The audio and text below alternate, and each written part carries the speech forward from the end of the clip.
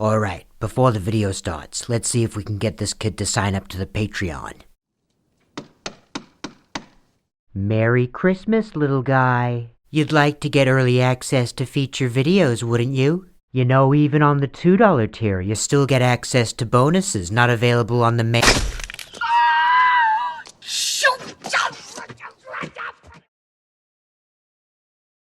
I think everybody sitting at home wants the answer to the same question. Did you murder your wife? No, I did not. And I had absolutely nothing to do with her disappearance. And use the word murder, and yeah, I mean, that is a possibility. This is Scott Peterson, and Scott is a profoundly unlikable man. Beyond the fact he seems to have a chronic inability to suppress a contemptible smirk in the most inappropriate of circumstances, he also has a consistent record of selfishness and dishonesty, including but not limited to multiple and extended episodes of infidelity. Take this appalling lack of character and wrap it up in Scott's enviable good looks and just about equally enviable life up until Christmas Eve of 2002, and you have a total package that seems as if it were just tailor-made for the world to hate. And that's not even taking into account he will eventually be convicted of murdering his beautiful young wife and unborn son. We don't begin today's video by pointing out the fact Scott is immensely hateable in order to bias you toward his guilt, but rather just to establish that it is a fact. So for now, don't worry about the why, even if you think you might know what the angle is, and just keep that fact in the back of your mind as we proceed to unpack one of the most infamous cases of the 2000s, which, as alluded to, begins right here. How can I help you? Yes, my son-in-law called. He went playing golf this morning at 9:30. My daughter's been missing since this morning. She's 8 months pregnant. She took her dog for a walk in the park. The dog came home with just a leash on. So the dog came back without your daughter? Right. It's over at Maloma Park is where she went for the walk. What's your stepdaughter's name? Laci Peterson. Laci, P-E-T-E-R-S-O-N, right? P-E-T-E-R-S-O-N. When time did she leave the house and didn't come back? That we don't know. We just got a call from our son-in-law that he left this morning at 9:30 to play golf. He just got home about a half hour ago. Nowhere around. You said she's 8 months pregnant? Yes, ma'am. So the dog came home without the leash, right? The dog came home on the leash without her. Okay, and her husband's name was? Scott. Scott Peterson. Do you know what he's wearing? No, he just called me from the house. I have no idea. He's walking, he's going over there looking for him. He's not in house. Okay. Okay, we'll have someone out as soon as they're available. Okay? Thanks. Bye-bye.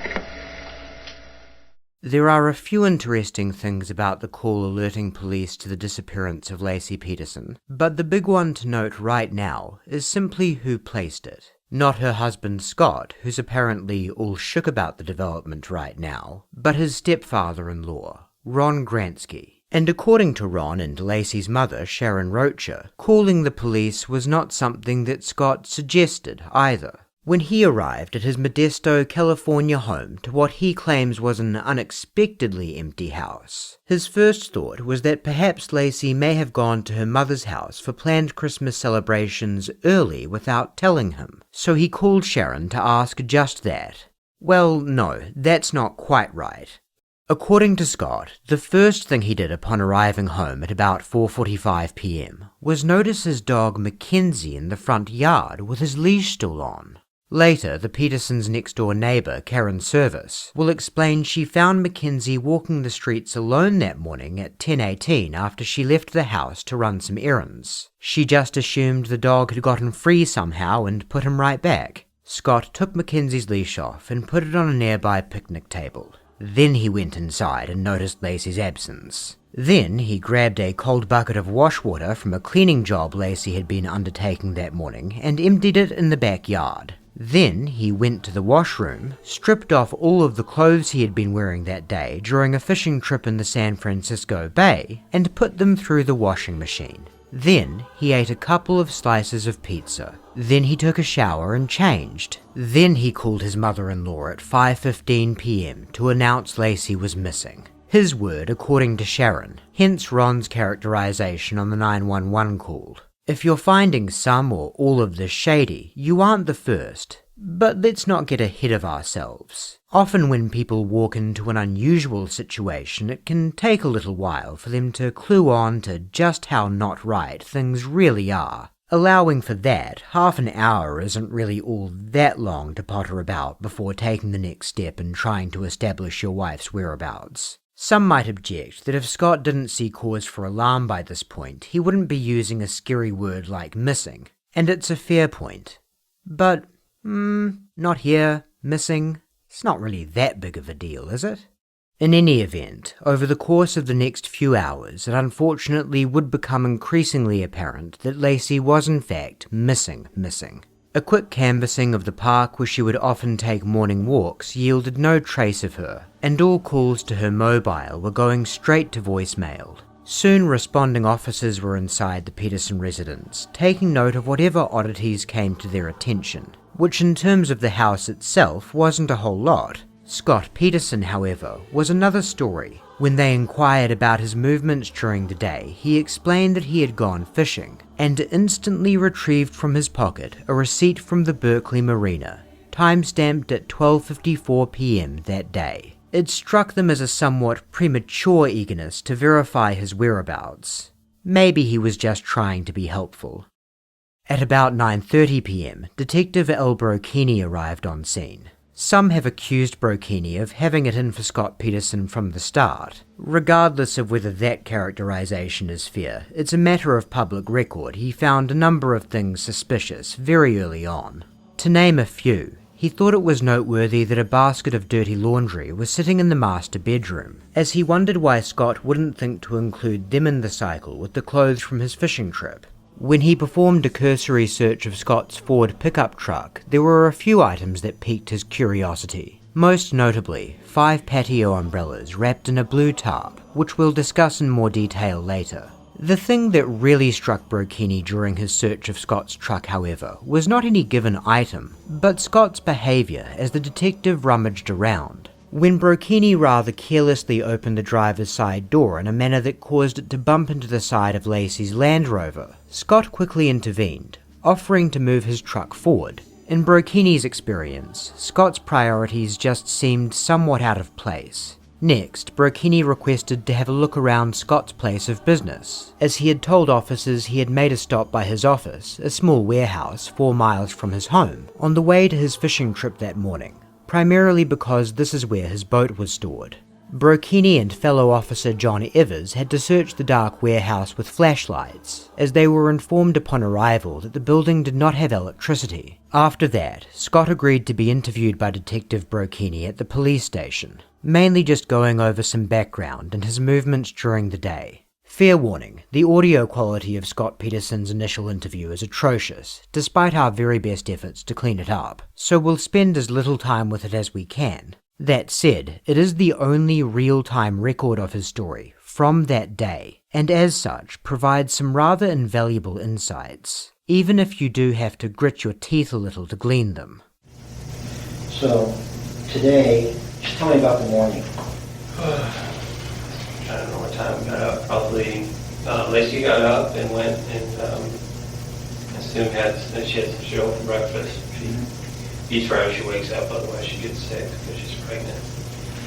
I laid around in bed longer. I got up at 8 o'clock probably or so. Showered. We were watching her favorite show, Martha Stewart. Watched a little bit of that. You didn't watch the whole thing, though? No. Remember what part you saw? Some cooking deal. Cookies of some sort. They're talking about what to do with meringue. It's funny how the most seemingly mundane of details can become so important later down the line, and Scott's casual comment about the content of the program Martha Stewart Living from that morning is a prime example of this. Scott has stated that at some point while watching with Laci, he heard the hosts talking about meringue. Later, it will be verified that meringue was mentioned on the program that morning. Here's the specific moment in question. Ooh, you want to make little meringues? Oh, that would be nice. The time those words would have been beamed into the Peterson household is 9:48 a.m. One reason this is important is it speaks to logistics. If Scott was around to hear the comment, then it follows he couldn't have left the house before that 9:48 mark, which may have consequences on what other things could and could not have happened at certain times. Another reason the detail is important in this case is it will be pointed to as an example of investigative bias. Eventually, when Brocchini gets around to trying to verify Scott's claim, he will conclude that Scott was being dishonest, and that meringue was not mentioned on the 24th at all, but on the previous morning's broadcast instead. In Brocchini's defense, the program on the 23rd had an entire segment dedicated to meringue, and featured 8 mentions of the dessert versus the 24th's single fleeting reference. But it's still a sloppy oversight to be making when pursuing a man for murder. When did you realize you were going to go fishing? Oh, that was a morning decision. It's either go play golf at the club or go fishing. Okay. It seemed too cold to go play golf at the club, so just decided to, 9:30 or whatever than that. Mm-hmm. Who's we? Some transcripts of this interview have what Scott just said as might as well do that.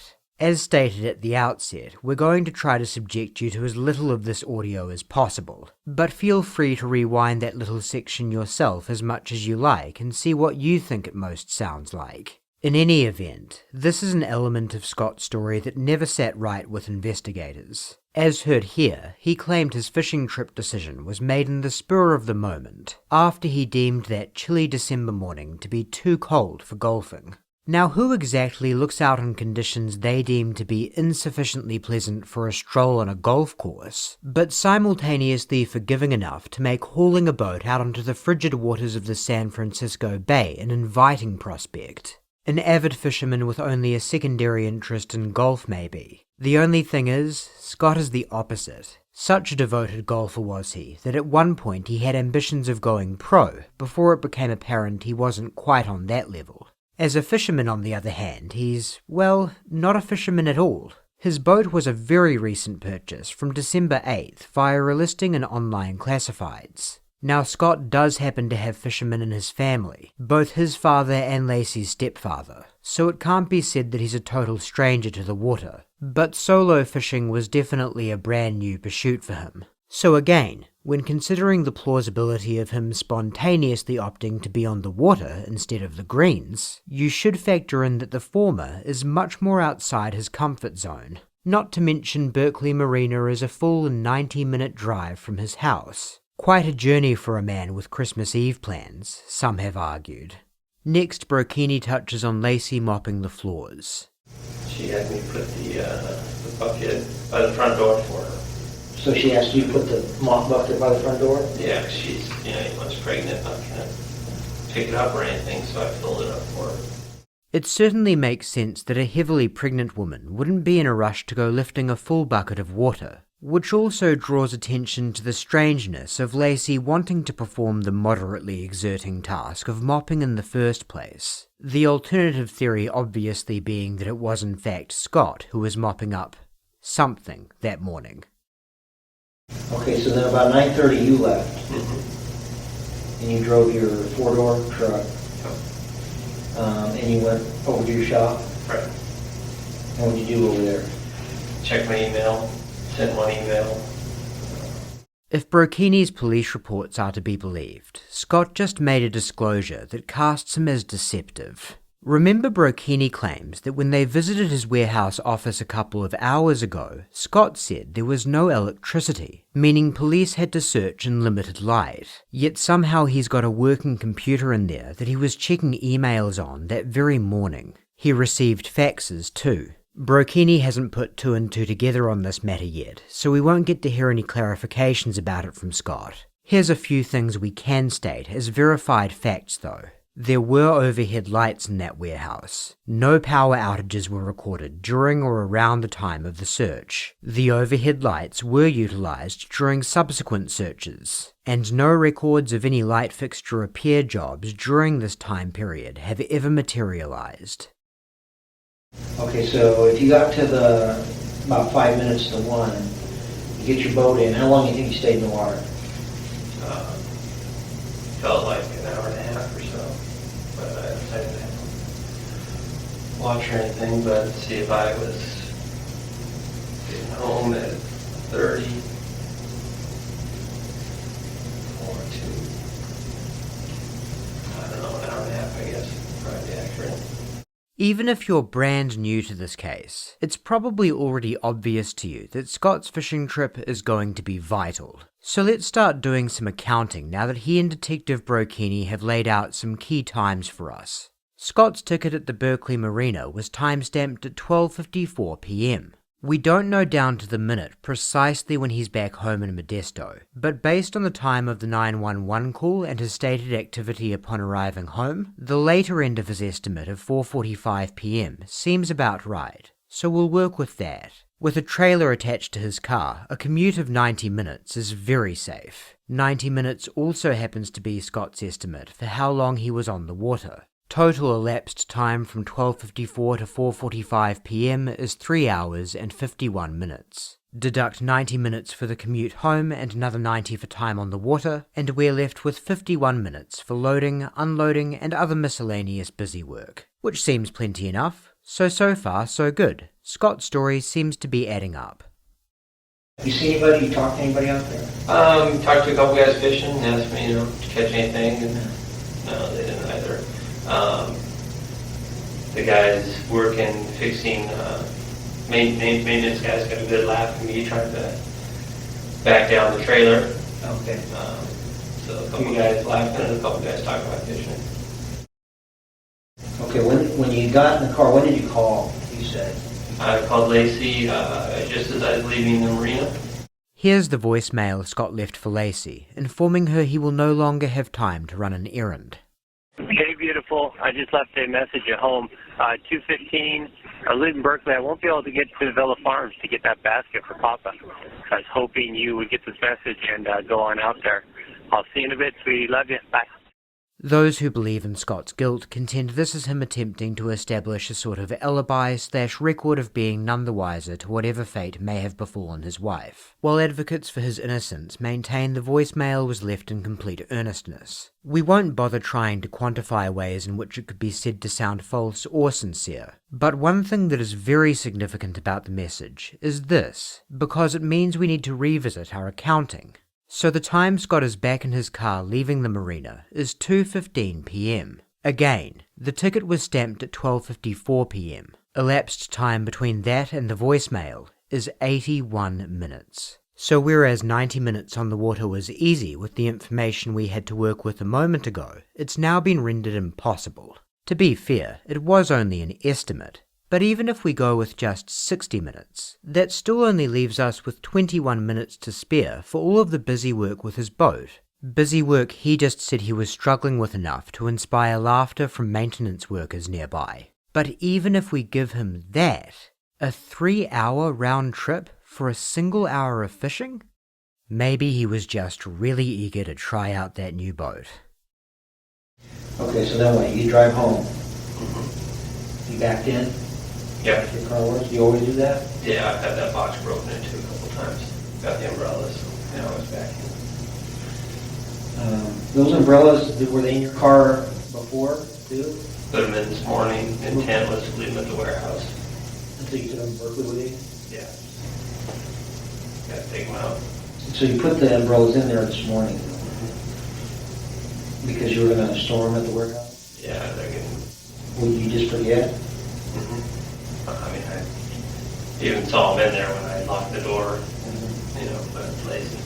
Here's the potential significance of the patio umbrellas and blue tarp in the cargo bed of Scott's truck. Some have theorized they were the perfect, innocuous-looking household items to conceal Laci's body with. The idea, though there's several variations of this theory, is that he wrapped her in the tarp and as soon as she was inside, stacked the umbrellas on top of her, making her invisible to anyone who cast eyes on the truck at any point between his departure from home and his ultimate disposal of the body. The plan certainly sounds risky enough to warrant some skepticism, but Scott's account of his dealings with the umbrellas that morning lends the theory some credence. He states he intended to store them at his warehouse office when he stopped by on the way to attach his boat, but he forgot. It happens. But then when he returned to drop off his boat on the way home, he forgot to store them for a second time. Which also happens, but obviously forgetfulness is one of those explanations that gets increasingly difficult to believe each time it's used, especially given the umbrellas should have easily made their way into his line of sight when he attached and detached the boat trailer. For what it's worth, they never did get stored in the warehouse, ultimately returning to their home in Scott's backyard. So you guys were supposed to be there, you were supposed to go to dinner there tonight at 6:30, or last night at 6:30? Right. Okay, so you told Sharon, or did you talk to Ron? Talked to Mom and Sharon. And what I asked if Laci was there. who else? Did you call other people then? I called Sharon, and then I called a couple of Laci's closer friends, I think Stacy and Renee.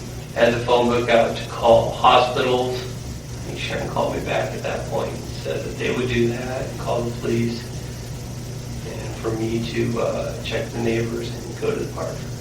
All of this is true. Scott did call Sharon and Ron, as we already know. Then he called two of Laci's friends, then he checked in with several neighbours, and then he searched the park. One person he never called during all of this was Laci, and her dead cell phone wouldn't be located in her car until Brokini arrived on scene.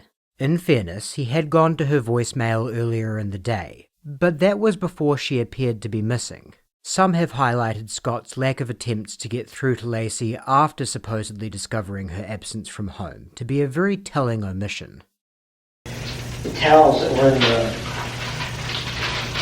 in the washing machine, you don't know what they were used on. No, I assume that Margarita used them Monday, but I don't know what services or anything like that. How often does she come over? Seems like once every 2 weeks. Margarita is a housekeeper recently hired by the Petersons, and as Scott has just stated, her last visit was on Monday, December 23rd, just 1 day prior to Laci's disappearance. The reason this is significant is it raises the question of why Laci would see the need to perform the already somewhat peculiar task, given her pregnant state, of mopping the floors less than 24 hours after the house had just been given a once-over, which Margarita will testify absolutely included the floors. Brokini picks Scott up on this a few minutes later. I'm curious, Maggie was there on, or Maggie and Marguerite, but she was there on Monday. And obviously she did a lot of work, but the towels were filthy. Why was your wife mopping on Tuesday morning? I don't know. Got me. She was pretty fastidious about it, though. Was she? With the dog and the cats, and her, doing the Christmas deal. That was pretty common. Was that going to be at your house? Tomorrow, or today, rather. Yeah. Yes. Yeah, she always had the vacuum and mop out. Okay, so that isn't unusual.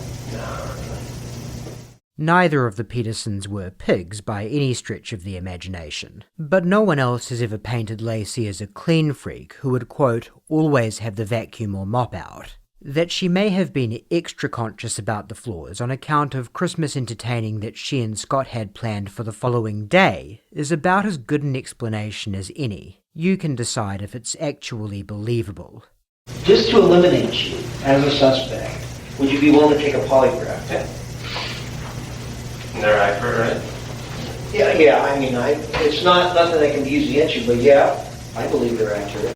They're not. If you're skeptical of that assertion, this channel has an entire video dedicated to the subject. Link in the description. The short version is that all polygraphs do is measure a person's vitals. The vitals the person shows when asked insignificant questions like, what's your favourite colour, are compared to when asked very significant questions like, did you murder your wife? And if what's deemed to be an unnatural spike is registered on the latter, that's counted as indicative of deception. The problem with that is that a person's vitals can spike for a number of reasons besides knowingly lying. Not to mention some people, especially cold-hearted ones, won't necessarily have much if any physiological reaction to lying. Guilty or innocent, you should never take one. Having said that, it can still be interesting to see how a person reacts to the proposition of taking one, so you might want to give Scott points for readily agreeing. By tomorrow he will renege on that agreement, apparently on the sound advice of his father, and will continue to avoid the exam like the plague in the following months as investigators repeatedly try to convince him to reconsider. To reiterate, it is the right decision. Even if Scott passed it, and if he's as cold-blooded as some contend, there's an argument to be made he'd be a good candidate for lying without registering a spike. It's not as if those pursuing him would actually eliminate him as a suspect, or even temper their suspicions that much, if at all. Its main function is as an intimidation prop. From there, Scott and Brokini basically wrap up, and there's a small moment where Scott asks about contact numbers for counselling, which he thinks the family might need. The only question I have, what about resources available? You saw my mother-in-law tonight. You saw some of my wife's friends, myself, for counseling, that kind of thing. That's. Can you give us the numbers? I mean, you're probably not going to get any answers today. Yeah, but... Yeah. It's Christmas. Yeah, of course. So, Well, and there's no need to qualify. Today. If we find Laci in the next days. Yeah, no, I agree. Yeah, I'll give you those numbers. As you'd expect, this has been pointed to as a seemingly premature anticipation of ongoing grief among the family. Given how serious the situation appears to be on its face, though, you might want to give Scott a pass on this. But no matter how bad Scott looked in the direct wake of Laci's disappearance, in the weeks that followed, he would grow to look considerably worse.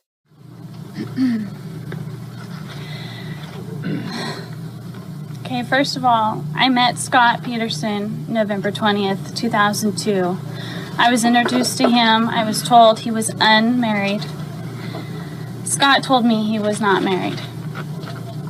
We did have a romantic relationship.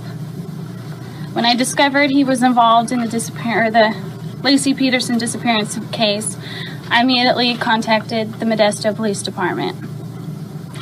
Although I could have sold the photos of Scott and I to tabloids, I knew this was not the right thing to do. For fear of jeopardizing the case or the police investigation, I will not comment further.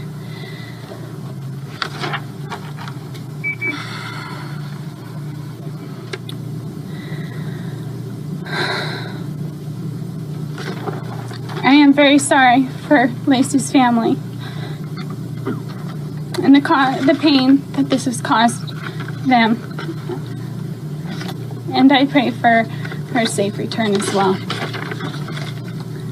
I would appreciate to my friends and acquaintances to refrain from talking about me to the media for profit or recognition.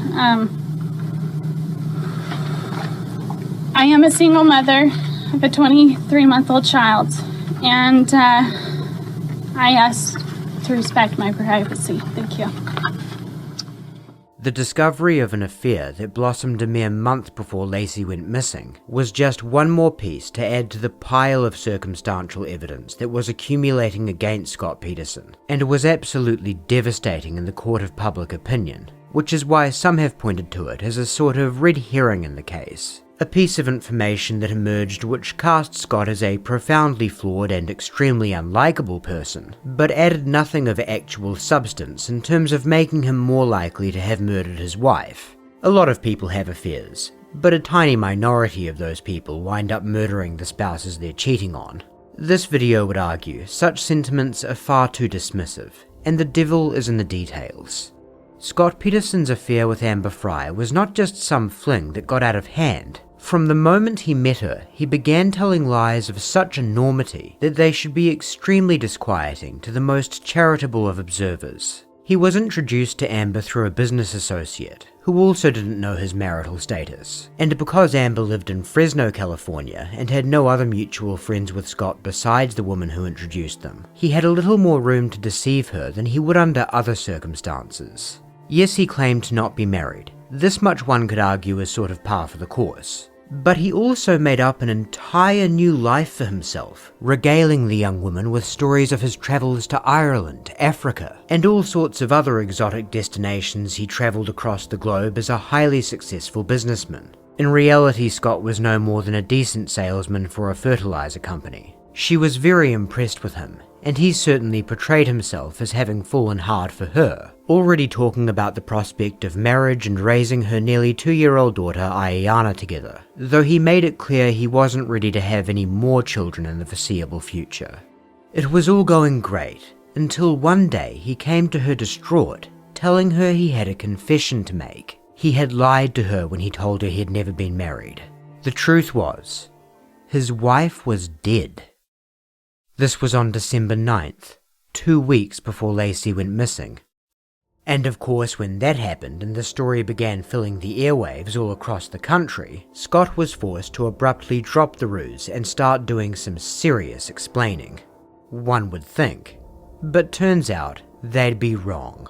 Astonishingly, Scott doggedly kept up the front, but unbeknownst to him, Amber Fry had learned of the story, contacted the police, and agreed to have her future calls with Scott taped.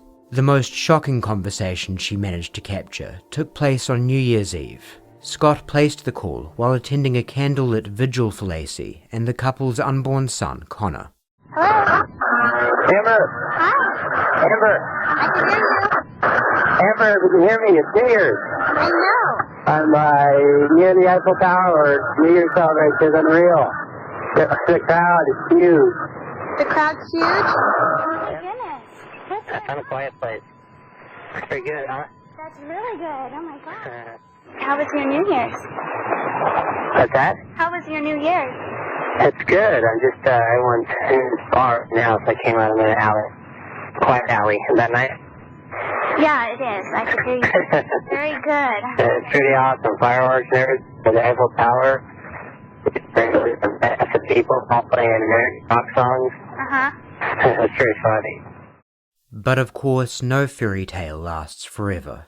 Once investigators felt they'd gotten as much as they could out of Scott and Amber's conversations, they disclosed to him the fact that they had learned of her existence, and that the photo they had taken together at a Christmas function had been obtained by People magazine. That they actually knew Amber's identity and had been working with her were details they still kept close to their chest. Amber, for her part, was coached on how to best handle her next call from Scott, which they anticipated would be less jovial and more desperate than those that had come before it. And on January 6th, a little after 11 p.m, it was showtime.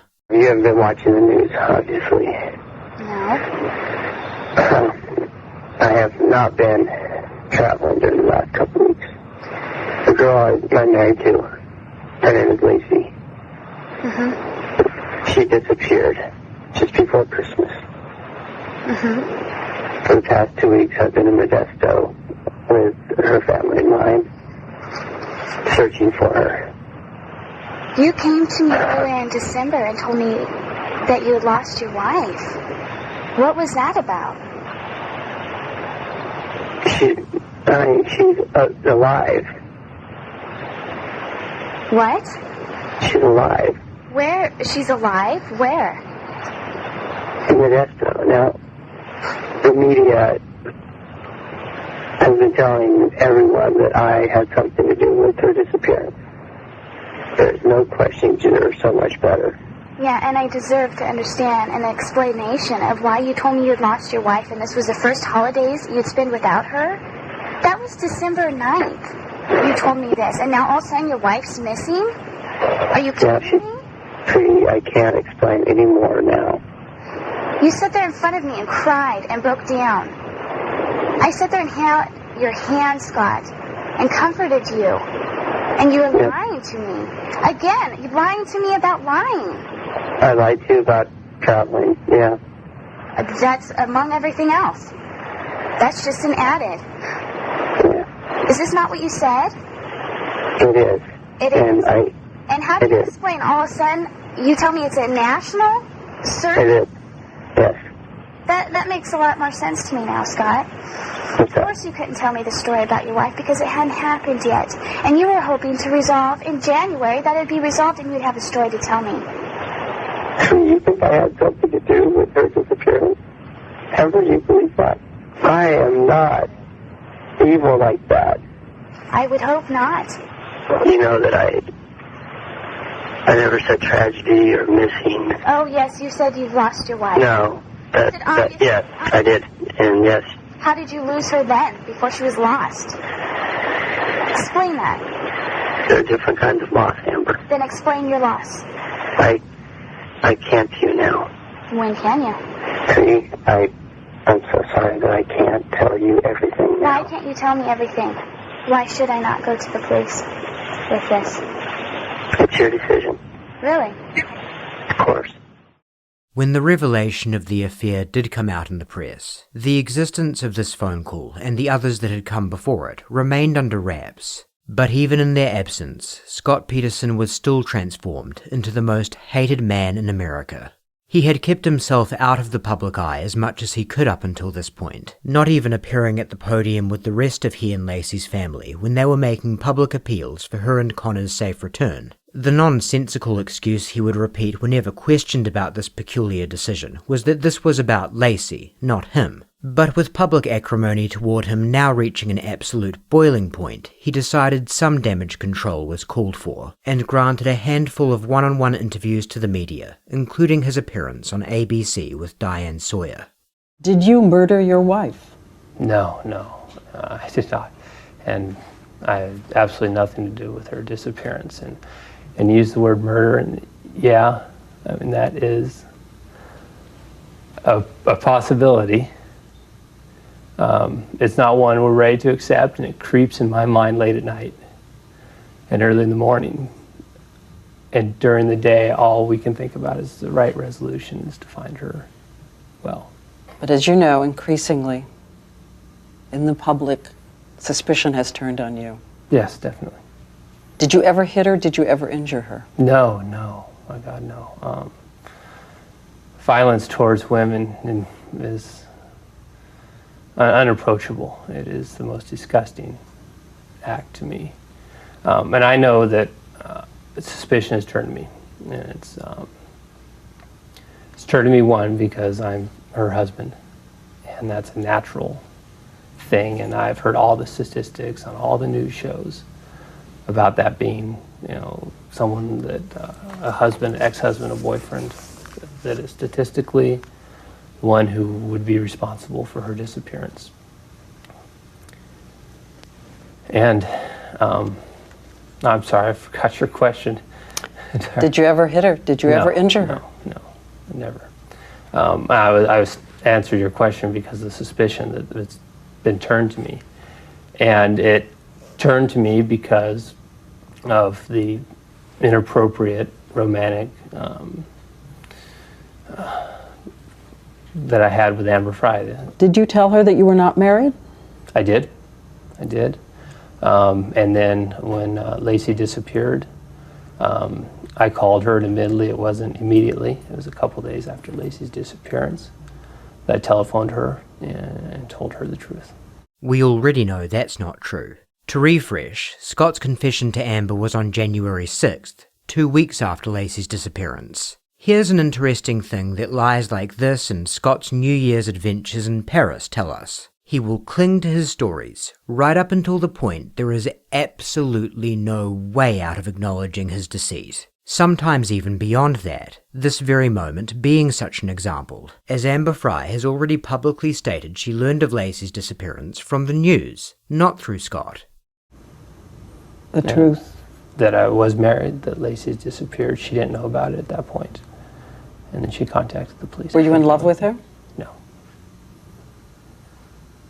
Was this the first time? Are there others out there? No. There's no one else who can come forward? No. But there were, and they would. There are 2 additional confirmed affairs Scott had while married to Laci, one with a woman named Janet Isle and another named Katie Hansen, and both were similar in nature to the affair with Amber Fry. These weren't unscrupulous homewreckers enjoying the thrill of forbidden trysts with a married man. They were swept off their feet, sold a false image of Scott Peterson as an unmarried man with grand career prospects who had only eyes for them, and was already beginning to envision the wonderful life they might lead together. And the con only came to an end after Scott ran out of ways to keep it going. In Janet's case, she actually learned of Laci's existence by walking in on the newlyweds in bed together when she tried to surprise Scott at a house he was staying at with friends. The significance of this is not so much that it shows Scott to be a cad, it's that it paints a picture of someone with absolutely zero qualms about lying to and inevitably damaging those he's intimate with. A person who views other human beings as objects, nothing more than a means to his ends. What might such a person be capable of doing to someone they deem to be an inconvenience? I owe a tremendous apology to everyone. Had you told anyone? Did you tell police? Told the police immediately. When? That was the first night we were together. The police, I spent with the police. You told them about her? Yeah, from December 24th on. Again, utterly pathological lying. Anything Scott could gain by convincing the general public he made this disclosure is obviously dwarfed by the damage he's doing to himself, by allowing the people investigating him for murder to witness him telling such a bald-faced lie on primetime television. But he just can't help himself. Anything to look better in the moment. That wasn't true, and Scott Peterson called us after the interview to set the record straight. He said he never told the police about his affair with Amber Fry, but claims he did tell his wife. Turns out Scott is able to muster some common sense, albeit after the fact. But watch his exchange with Sawyer again. There's no way he just misspoke. Did you tell police? Told the police immediately. When? The police, I spent with the police. You told them about her? Yeah, from December 24th on. I told my wife. When? In early December. Did it cause a rupture in the marriage? It was not a positive, obviously. It's inappropriate. But it was not something that we weren't dealing with. A lot of arguing? No. I can't say that even, she was okay with the idea. But it wasn't anything that would break us apart. There wasn't a lot of anger? No. Do you really expect people to believe that an 8.5-month pregnant woman learns her husband has had an affair and is saintly and casual about it? Accommodating? Makes a peace with it? Well, you don't know. No one knows our relationship but us.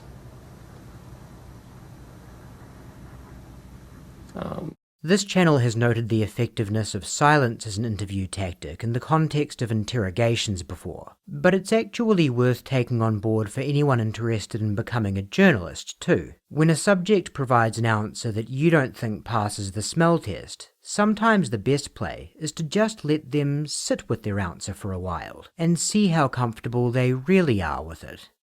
And that's at peace with it. Not happy about it. Why did you tell her? It was the right thing. Because again, you know that people sitting at home have imagined that either you were in love with someone else, therefore you decided to get rid of this entanglement, namely your wife and your child, or there was just an angry confrontation. Neither of those was the case. It's that simple.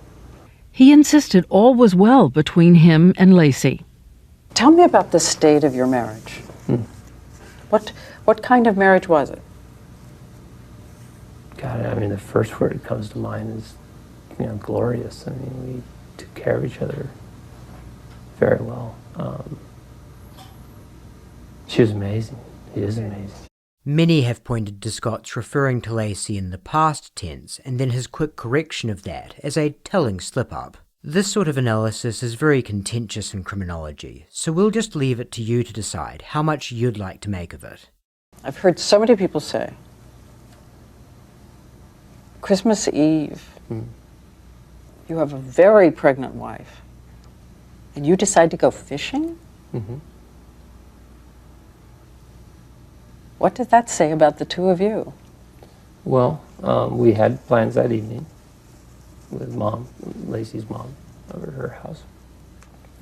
Preparations were made. Her plan for the day was to prepare gingerbread cookies.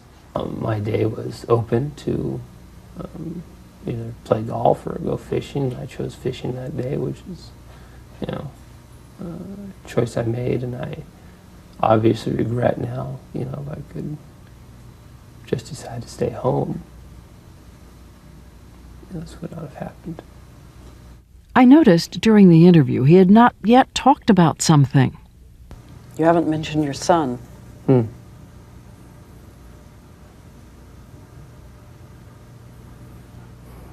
It's so hard. Their baby boy was due on February 16th. Tell me about the nursery. Can't go in there. The door is closed until there's someone to put in there. But it's ready. On the 18th of February, a few weeks after this interview, police conducted a search of the Peterson house and noted several office chairs and other smaller items had been stored in the nursery on account of Scott running low on space after ending his tenancy of the warehouse office. Evidently, Scott managed to overcome his inability to enter his unborn son's room once he realized doing so would help reduce clutter. But even with Scott Peterson's affairs, lies, and overall hateability, there was very little if anything concrete tying him to Laci's disappearance. The Bay had naturally become an area of extreme interest to police very early on, but the efforts of dive teams had turned up nothing. At the same time, they were also monitoring Scott, who himself seemed to have a particular interest in the Bay, making several trips back to the area where he appeared to be monitoring the progress of the dive team. They had a wiretap on his cell phone too, and were particularly struck by something they heard when Scott listened to a voicemail from Sharon Rocher. This was on January 11th, before Scott's infidelity had come to light and Laci's family were still firmly of the mind he had nothing to do with her disappearance. Hi Scott, this is Mom. It's about 1:45. Just wanted to know, I just got a call from Ron Cloward. He's at Marina, and it was a boat anchor. Of course, we knew it wasn't Laci, but I just wanted you to know. I'm going to call your house in case you don't get this message first. Bye. Just another disquieting moment that, much as it may make one's skin crawl, can't be classified as hard evidence. A bit of an ongoing theme in this case. And for the first quarter of 2003, it seemed like that might be how things would stay for good. A beautiful young mother-to-be vanished off the face of the earth. The eyes of an entire nation were fixed squarely on her scumbag husband, but with no body or anything else that truly, tangibly tied him to the incident. Scott Peterson would become one of those figures that makes crime watchers wince whenever they pop up on screen. One of those snakes that should have been gotten dead to rights, but ultimately slipped free. But then, in mid-April, the tides of San Francisco Bay produced something that the searchers had never been able to.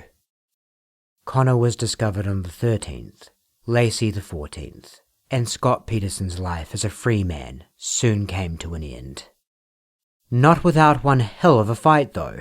Pleading not guilty, his trial lasted 5 months and change, with famed defense attorney Mark Geragos acting as lead counsel. And Geragos lived up to his reputation, grilling investigators and casting aspersions on every inch of the state's circumstantial case against his client. Ultimately though, it just wasn't enough, and on November 12th of 2004, Scott Peterson was convicted of murdering Laci and Connor, and sentenced to death by lethal injection. There was jubilation outside the courthouse when the verdict came through, as Scott had become somewhat of an avatar for all of the worst things anyone has ever said about men. And in the years since he was sent off to live the rest of his days on California's death row, some people, including but not limited to members of Scott's family, have argued such vitriol was a key ingredient in what was ultimately a giant miscarriage of justice. that an admittedly profoundly flawed man who was unlucky enough to make a handful of odd decisions one Christmas Eve fell into the crosshairs of investigators who immediately got tunnel vision. And once his philandering was exposed, an emerging 24-hour news industry hungry for the perfect villain joined the war effort, vanquishing what little hope Scott Peterson ever had of receiving a fair trial by an impartial jury. There's no question that on the face of things, Scott Peterson appeared guilty. But it's funny how guilty an innocent man can appear when no one will look anywhere else. Like the man's very own neighborhood, for instance. Something peculiar was happening as the investigation began to close further and further in on Scott. Dozens of tips were being called in to report sightings of Laci, or a woman matching her description, after the time Scott left home. You'll recall Scott overheard the mention of meringue on Martha Stewart Living at 9:48 a.m, one of the last specific things he remembers before his departure. A 78-year-old neighbour named Vivian Mitchell reported spotting Laci between 10 and 10:15 a.m, but for whatever reason, police never got back in contact with her after she called in the tip. A man named Homer Maldonado also reported seeing her between 9:50 to 10 as he and his wife were driving to deliver some Christmas presents. He spotted the heavily pregnant woman struggling with her dog on the corner of Miller Avenue, a few blocks away from the Petersons' home. And some witnesses had even eerier reports. A 46-year-old woman named Diana Campos said that while she was taking a smoke break during her shift at a hospital in the area at about 10:45 a.m, she saw a woman about 7 to 8 months pregnant with dark, shoulder-length hair appearing to try to calm her golden retriever. The woman was accompanied by two men Campos estimated to be in their 30s, one of whom said something to the effect of "shut the fucking dog up." She didn't think too much of it until seeing the story of Laci's disappearance in the news. Speaking of things people didn't think too much of before watching the news, there was also a confirmed burglary in the area that may have taken place at a time alarmingly close to when Scott says he last saw his wife. The burglarized house was directly across from the Petersons and belonged to a couple named Susan and Rudy Medina, who had departed at around 10:33 a.m. on the 24th. A neighbour named Diane Jackson called the tip line for Laci to report that she saw some suspicious men standing near a van parked in front of the Medina house, but hadn't realised she was witnessing a burglary at the time. The culprits behind the burglary were apprehended, and the police cleared the two men, Donald Pierce and Stephen Todd, of any involvement in Laci's murder. But it's been alleged that their laser focus on Scott made them all too quick to. A notion lent credence by a very disquieting tip from a correctional lieutenant named Xavier Aponte. He claimed that while working at the California Rehabilitation Institute, he received an alarming report of a recorded phone call between an inmate and his brother. On the call, the inmate's brother allegedly claimed that he had been told by an associate involved with the Medina burglary that in the middle of the operation, Stephen Todd was confronted by the missing woman in the news. We can only imagine what might have happened next. But the tip was more or less written off, and the police concluded that the burglary most likely happened on the 26th instead, a time when the Petersons' neighborhood was crawling with news media in the wake of Laci's disappearance. When you become aware of details like this, you might start looking back over the case and wonder if some things that seemed so damning before might have been blown up a little in your mind. In some cases, you could even find that what once appeared convicting could actually be viewed as exculpatory. Scott readily producing a receipt from the Berkeley Marina, for instance. Who on earth would dump a body in the water and then tell the police exactly where they were the first chance they got? Another question raised by Scott's defense was, would he have even been able to dump Laci in the water the way the prosecution alleged? Their theory was that he had weighted Laci with homemade concrete anchors before pushing her overboard. But it being such a small boat, not exactly designed to bear this sort of weight, some wondered if such a load might inevitably cause the vessel to take on water and sink. And when Scott's defense team attempted to replicate the scenario postulated by the state, that is exactly what happened. But their demonstration was blocked from being presented at trial by the judge, so the jury was never allowed to see this tape. Nevertheless, Laci and Connor did wash up in the San Francisco Bay Area, So understandably, some may reach the conclusion that, unlikely a feat as it may be, Scott obviously achieved it because that's where he was the day Laci went missing, and the odds of someone else choosing that very same location by chance are inconceivably small. But by chance is the key phrase in that proposition. Although the police kept a lot of case details close to their chest as the investigation was unfolding, one thing they did disclose to the public very early on, only about 24 hours after Laci was reported missing, was Scott's supposed alibi in the form of his fishing trip to the Berkeley marina.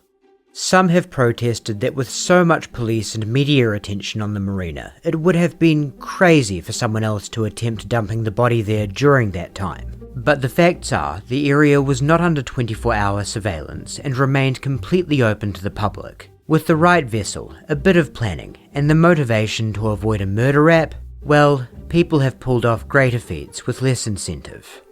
Most times, on most days, things are exactly as they appear. But every now and again, a few coincidences, some misunderstandings, and a healthy dose of bad optics can come together to paint a picture that looks so compelling on the surface, but is in fact an illusion. Could this case be such an example? Could it really be that 20 years ago, the most hated man in America was actually telling the truth all along? No, not really.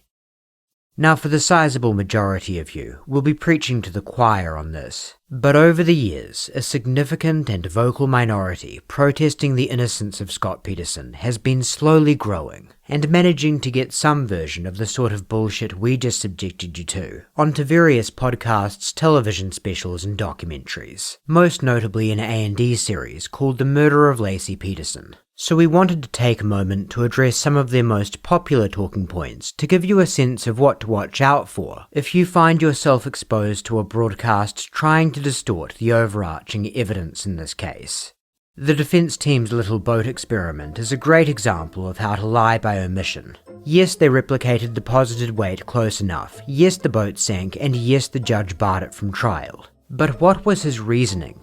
To name a few glaring problems, it was a similar but not identical model of boat. It had a different engine, and the prosecution believed seats mounted on wood would have changed the boat's centre of gravity. The precise weather conditions like wind, tides, and currents on the day of the experiment, and at the time of Scott's so-called fishing trip, were unknowable. Not to mention, Scott Peterson obviously would have had every incentive in the world to avoid capsizing the boat, whereas his defense team obviously would have had every incentive in the world to achieve the opposite outcome, as illustrated by the fact that you can see the man acting as Scott in the experiment, pressing his foot down against the upper edge of the boat while pulling up on the weighted dummy standing in for Laci's body. If Scott Peterson had taken that approach, 3 people probably would have gone missing that day. So Judge Alfred DeLucci blocked the experiment on the grounds it had the potential to mislead the jurors, which was fair.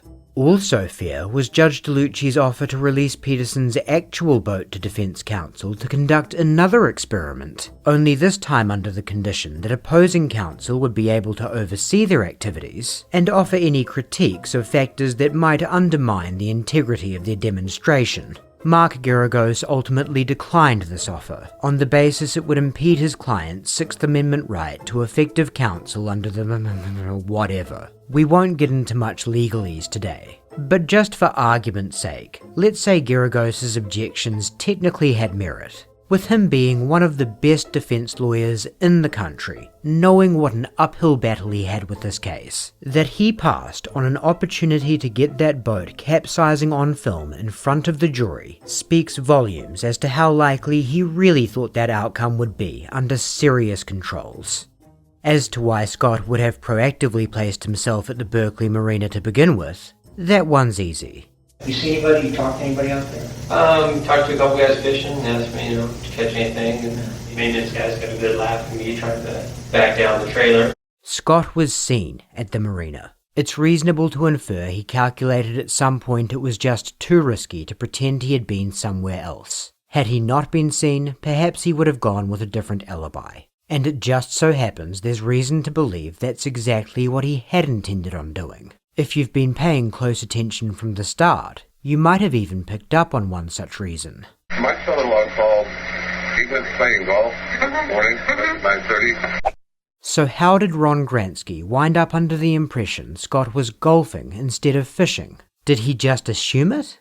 There's no way to know for sure, but we do know 2 neighbours testified that when Scott was knocking on doors immediately after calling Ron and Sharon, he told them he was golfing that morning. It follows that's the story he gave to Ron and Sharon too.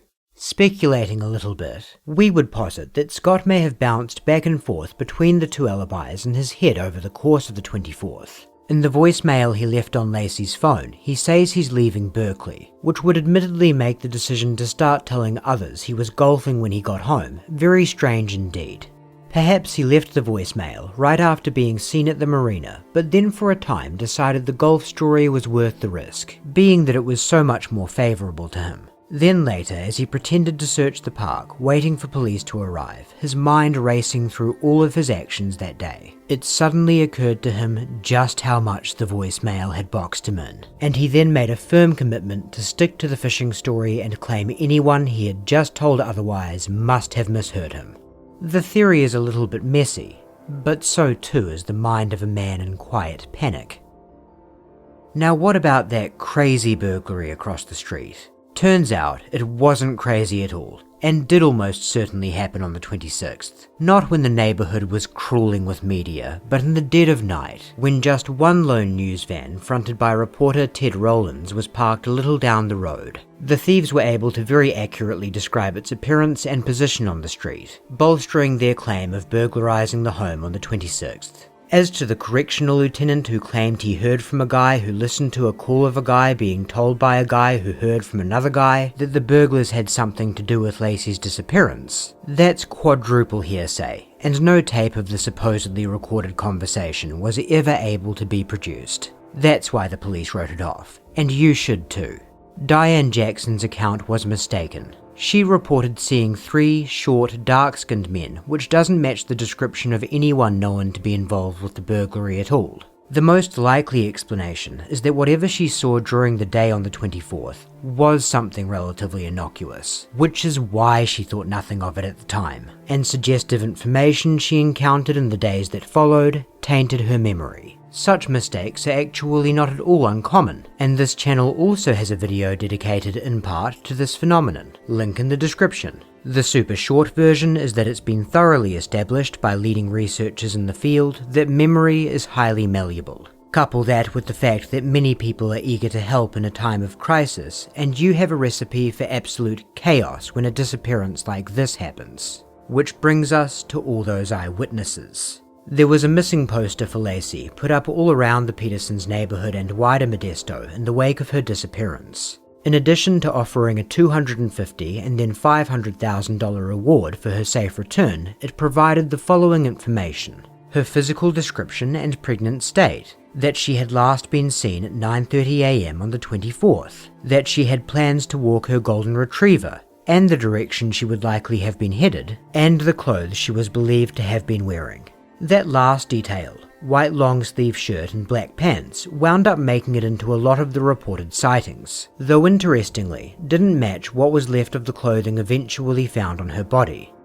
If you still feel like we're too quick to write off all those eerie sightings, take a moment to consider the times provided by the notable ones we sampled. Homer Maldonado spotted Laci between 9:50 and 10 a.m., Vivian Mitchell between 10 and 10:15, and Diana Campos witnessed the strange interaction during her smoke break at 10:45. These times, even if taken as rough approximations, are what truly invalidates these sightings. And the reason they're invalid is the same reason that Scott Peterson is guilty beyond a reasonable or even unreasonable doubt. Logistics, logistics, logistics. It turns out we don't need Martha Stewart's help to approximate when Scott might have left the house that morning. We know just about exactly when because he checked his voicemail in transit to his office. His mobile pinged the cell tower that serviced the Petersons' neighborhood at 10:08 a.m. and just a minute 21 later pinged a different tower closer to his office. So at 10:08 a.m. he was either pulling out of his driveway or spitting distance from his house. And then, the final piece of the puzzle is right here. Later, the Petersons' next-door neighbour, Karen Service, will explain she found Mackenzie walking the streets alone that morning at 10:18 after she left the house to run some errands. She just assumed the dog had gotten free somehow and put him right back. 10:18. That's the time neighbour Karen, the accidental hero, found Mackenzie, took him back home, and closed the gate to the Petersons' front yard, as well as any hope Scott Peterson could ever have of getting out of this. So why so specific? Well, Karen just so happened to head straight to a store after putting Mackenzie back, and fortunately held on to a receipt from said store, timestamped at 10:34 a.m. She even went to the trouble of physically retracing her steps to best calculate the time between returning Mackenzie and her purchase, and 10:18 is where she landed. Admittedly not quite as much of a lock as cell phone data, but after 20 years of appeals, pretty much everyone on both sides of this have come to agree her timing checks out, as she would have frankly needed to be rushing a bit to get to the store any quicker. With Scott departing at 10:08 and the discovery of Mackenzie at 10:18, we're left with a window of 10 minutes. That's 10 minutes for Laci to finish up all of her mopping, take Mackenzie out for a walk, be abducted by burglars or whatever nefarious individual or group has been posited over the years, all in broad daylight without her protective golden retriever derailing the operation, and with enough time to spare for him to be wandering the street alone when Karen Service leaves her house. And right as this miraculously low-odd sequence of events is taking place, Scott Peterson just so happens to be in the middle of a logistically bizarre undertaking of his own, embarking on a 3-hour round trip for what must have been less than a single hour on the water in a boat he had never used before. This channel prides itself on being fair and keeping an open mind, but there is a limit, so we hope you won't mind us asserting that this shit didn't happen. What did happen is Scott Peterson murdered his wife and unborn son.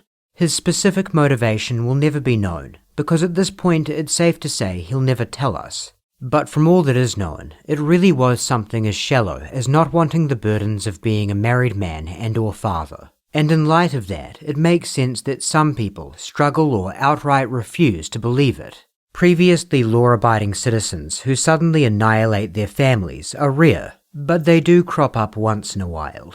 And when they do, the reasons for what they did are invariably something that incomprehensible. But as incomprehensible as it may be, that's what really did happen. Scott Peterson really did murder his sweet, defenseless wife, most likely in a bloodless way like smothering or strangling, meaning her last moments would have been filled with heart-wrenching terror and confusion as the man she loved deprived her of air and she realized she would soon be dying, along with the baby boy she had felt growing inside her for 8 months.